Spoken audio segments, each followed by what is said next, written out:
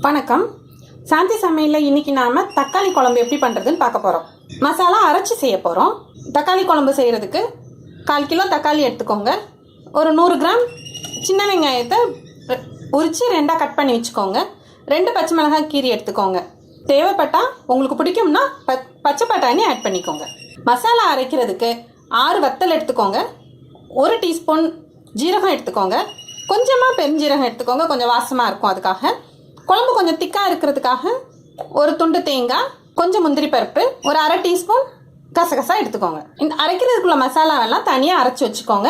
அதை எதையுமே வறுக்க வேண்டாம். பாத்திரம் சூடானதும் எண்ணெய் விட்டுக்கோங்க.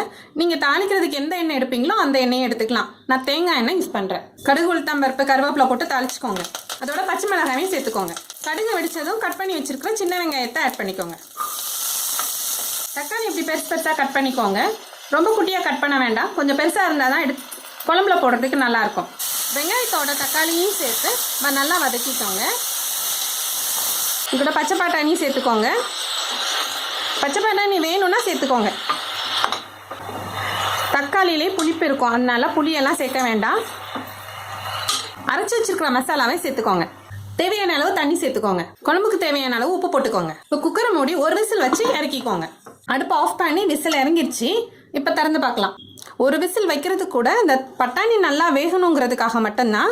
பட்டாணி போடலைன்னா நம்ம வெறுமனே வதக்கி தாளித்து குழம்பு கொதிச்சதுக்கப்புறமா மசாலாவோட ஸ்மெல் போனதும் நம்ம இறக்கிக்கலாம். இல்லை பட்டாணி நல்லா வெந்திருக்கு, மசாலா எல்லாம் நல்லா மிக்ஸ் ஆயிடுச்சு.